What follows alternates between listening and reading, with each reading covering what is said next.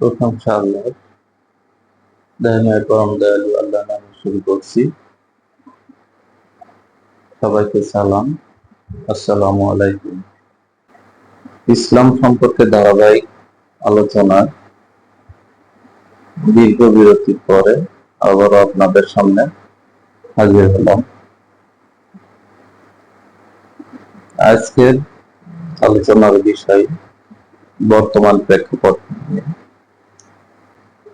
মহান সংসদে আমাদের স্বরাষ্ট্রমন্ত্রী সালাউদ্দিন সাহেব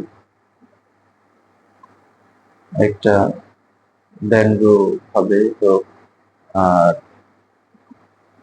তার অভিজ্ঞতা থেকেই বলে উনি উক্তি করেছেন, ইসলামী ব্যাংক মানে ইসলাম নয়, ফখরুল সাহেব মানে ইসলাম নয়, ঠিক তেমনি জামাত ইসলাম মানে ইসলাম নয়। আমি স্বরাষ্ট্রমন্ত্রী মহোদয় সালাউদ্দিন সাহেবের এই কথার সাথে 100% একমত পোষণ করছি। ইসলাম বিষয়ক ধারাবাহিক আলোচনায় আমি এটাই মানুষকে বোঝাইতে চেয়েছি যে আসলে কোনো ব্যক্তির নামের আগে ইসলাম বা প্রতিষ্ঠানের নামে ইসলাম জড়িত থাকা মানেই ইসলাম নয়। ইসলাম আমাদের কাছে, ইসলাম সম্পর্কে আমরা যেটা বুঝি যে ইসলাম একটা ধর্ম, যেটা হচ্ছে অন্যান্য সব ধর্মের মতোই, হিন্দুদের মতো, খ্রিস্টানদের মতো বা ইহুদিদের মতো এটা একটা ধর্ম, যেটা হচ্ছে পালনীয় বিষয়, যেটা আমরা পালন করি। নামাজ, রোজা, হজ, যাকাত, এভাবে আমরা ইসলামটাকে পালন করি এবং এভাবে আমরা ইসলামটাকে মানি বা মানার চেষ্টা করি। এখন আমার প্রশ্ন, ইসলাম কি আসলেই এইটুকু, বা ইসলাম কি শুধু পালনীয় ধর্ম নাকি আরো কিছু আছে? সূরা আল ইমরানের 85 নম্বর আয়াতের দিকে আমরা তাকাই, যেখানে আল্লাহ বলছেন, ইসলাম ব্যতীত অন্য কোন দিন আল্লাহর কাছে মনোনীত হবে না বা গৃহীত হবে না। তাহলে এখানে আল্লাহ বলছে ইসলাম ব্যতীত অন্য কোন দিন, তাহলে দিনটা কি? দিন সম্পর্কে আমার যতটুকু জ্ঞান আছে বা আপনারা দেখতে পাবেন, দিন অর্থ হচ্ছে একটা ব্যবস্থাপনা, ম্যানেজমেন্ট বা সিস্টেম। তাহলে সারা পৃথিবীতে আল্লাহর সিস্টেম চলবে, আল্লাহর সিস্টেম ছাড়া অন্য কোন সিস্টেম আল্লাহর কাছে মনোনীত হতে পারে না, হতে পারবে না। সেটা আল্লাহ সূরা ইউসুফের 40 নম্বর আয়াতে আল্লাহ আরো স্পষ্ট করে দিয়েছেন যে বিধান দেওয়ার অধিকার শুধুমাত্র আল্লাহ। তাহলে আমরা আজকে আল্লাহর বাইরে যে সিস্টেম গুলো মানছি, সেই সিস্টেম গুলোর দিকে আমরা একটু তাকাই। বর্তমান পৃথিবীতে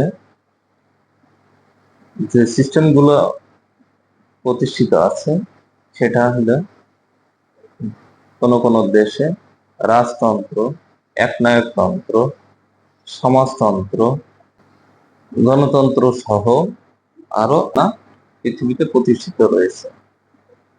কিন্তু আল্লাহ বলছে যে আল্লাহর দিন ব্যবস্থাপনা ব্যতীত অন্য কোন ব্যবস্থাপনা আল্লাহর কাছে গৃহীত হবে না। আবারও আসি, আমাদের স্বরাষ্ট্রমন্ত্রী মহোদয় সালাউদ্দিন সাহেব আরো একটা উক্তি করেছেন, ইসলামী শাসন ব্যবস্থা নাকি তিনি মনে করেন মধ্যযুগীয় শাসন ব্যবস্থা। মন্ত্রী মহোদয়ের মনে করেন ইসলামী শাসন ব্যবস্থা সেকেলে এবং পুরাতন পদ্ধতি। তো এ বিষয়ে সূরা ফুরকানের 30 নম্বর আয়াতে রাসূল সাল্লাল্লাহু আলাইহি সাল্লাম বলছেন যে 1400 বছর আগে রাসূল সাল্লাল্লাহু আলাইহি সাল্লাম সম্প্রদায় কোরআনের আইনটাকে পুরাতন পদ্ধতি ও পরিত্যাজ্য মনে করতেন। তো সেক্ষেত্রে 1400 বছর পরে মন্ত্রী মহোদয়, স্বরাষ্ট্রমন্ত্রী সালাউদ্দিন সাহেব মনে করবেন 1400 বছর আগের রাসূল সাল্লাল্লাহু আলাইহি সাল্লামের সম্প্রদায় যদি মনে করতে পারে যে কোরআনের আইন পদ্ধতি পুরাতন ও পরিত্যাজ্য, সেক্ষেত্রে 1400 বছর পরে মহোদয় সালাউদ্দিন সাহেব ইসলামী শাসন ব্যবস্থা পুরাতন পদ্ধতি ও সেকেলে মনে করা স্বাভাবিক।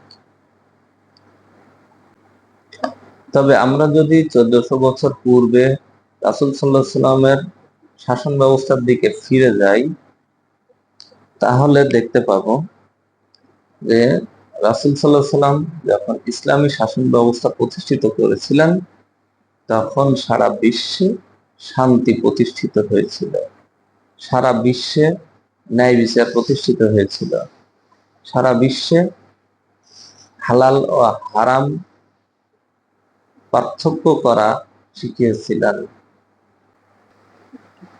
মধ্যযুগীয় ইসলামী শাসন ব্যবস্থায় রাসূল সাল্লাল্লাহু আলাইহি সাল্লাম মানুষের মৌলিক অধিকার প্রতিষ্ঠিত করেছেন, সুদ, ঘুষ, দুর্নীতি বন্ধ করেছেন, জিনা, ব্যভিচার, ধর্ষণ, সমকামিতা, বলাৎকার, বেহায়াপনা, অশ্লীলতা বন্ধ করেছেন, খুন, হত্যা, রাহাজানি, হানাহানি, অরাজকতা ও বিভিন্ন ধরনের বিশৃঙ্খলা বন্ধ করেছেন।